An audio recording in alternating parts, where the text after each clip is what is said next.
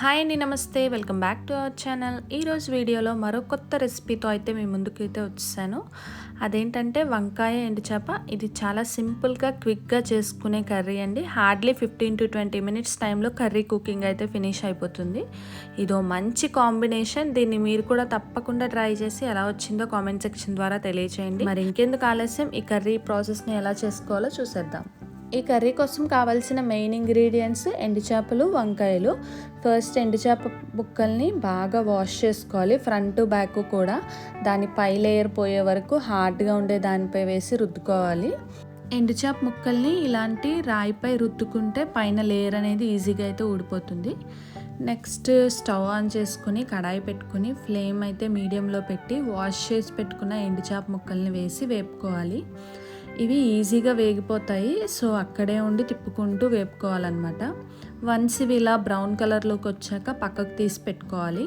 ఇప్పుడు అదే ఆయిల్లో 2 మీడియం సైజ్ ఆనియన్స్ని కట్ చేసి అవి ఇందులో వేసి వేపుకోవాలి. ఈలోపు వంకాయలను కూడా కట్ చేసుకుందాం. వంకాయలు కట్ చేశాక కండర రాకుండా, కలర్ చేంజ్ అవ్వకుండా ఇలా సాల్ట్ వాటర్లో అయితే వేసుకోవాలి. వన్స్ ఆనియన్స్ ఫ్రై అయ్యి గోల్డెన్ బ్రౌన్ కలర్లోకి వచ్చాక వంకాయ ముక్కల్ని వాటర్లోంచి తీసి స్క్వీజ్ చేసి వేసుకోవాలి. ఇందులో మీ టేస్ట్కి సరిపడా క్రిస్టల్ సాల్ట్ కూడా వేసుకుని బాగా కలుపుకొని మగ్గనివ్వాలి. వంకాయ ముక్కలు త్వరగానే మగ్గిపోతాయి కాబట్టి హార్డ్లీ 5 మినిట్స్లో మగ్గిపోతాయి. సో మగ్గిన తర్వాత అందులో మనం ఫ్రై చేసి పక్కన పెట్టుకున్న ఎండు చేపల్ని కూడా యాడ్ చేసుకోవాలి. ఇప్పుడు ఇందులో కొంచెం పసుపు, 1 స్పూన్ కారం వేసి బాగా కలుపుకోవాలి. ఒక 5 మినిట్స్ పాటు ఉప్పు కారం అంతా కూడా ముక్కలకి పట్టే వరకు మగ్గనివ్వాలి. వన్స్ ఇవి మగ్గిన తర్వాత ఒక టీ గ్లాస్ వాటర్ అయితే యాడ్ చేసుకొని మొత్తం బాగా మిక్స్ చేసుకొని ఒకసారి టేస్ట్ చెక్ చేసుకోవాలి. సో వాటర్ అంతా ఎగిరిపోయే వరకు అయితే మగ్గనివ్వాలి.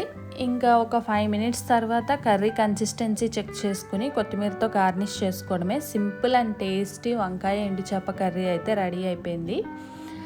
ఇది ఎంతోమందికి మోస్ట్ ఫేవరెట్ రెసిపీ అండి. వీక్లీ వన్స్ అయినా ఈ డ్రై ఫిష్ రెసిపీ అయితే తప్పకుండా మెనూలో యాడ్ అవ్వాల్సిందే. అంత టేస్టీ రెసిపీ ఇది. ఓన్లీ టేస్ట్ కోసమే ఈ రెసిపీ కాదండి, ఇది ఒక హెల్దీ రెసిపీ కూడా.